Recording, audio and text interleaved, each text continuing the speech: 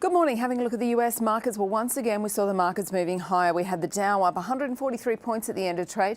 The broader S&P 500 doing well, up around 8 points.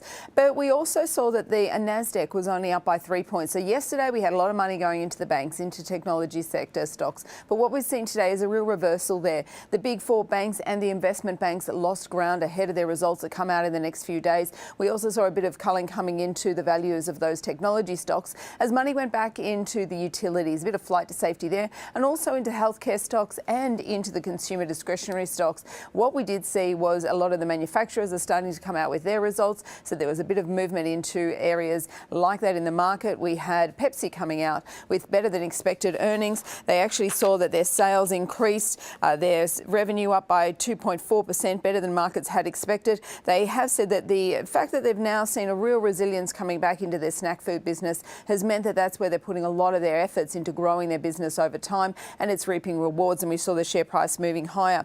We had news out that 21st Century Fox is looking at putting in a counter bid for Comcast. It's an offer that is on the table for Sky. We'll wait and see what news comes through there, but there was a fair bit of activity in that space on the back of this news. We also had the news that Tesla has signed an agreement to build a factory in Shanghai. They are looking to see if they can make capacity of new cars being produced there by around 500,000 vehicles per year. Looking at the commodity markets overnight, we did see that gold price losing a little bit of ground, down around $3 an ounce, so basically giving back yesterday's gains. The oil price, though, moving higher and back above $74 a barrel. At the moment, we're still waiting on what the actual sanctions will look like against Iran and who is going to be a part of those sanctions, so creating a bit of volatility in the oil and energy markets. And remembering that at the moment we do have a major outage at one of the major producing areas in Norway. Now, also over the next few days, we are expecting low volumes going through in the market because we've got a few big events occurring, and one of those is NATO. We're having the NATO meeting in Brussels today.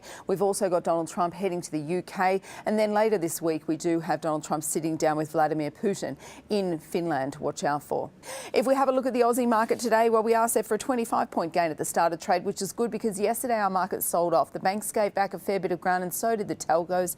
By the end of trade, we were down by around 28 points, and we're looking at the Aussie dollar a little bit lighter on this morning, 74.70 US cents.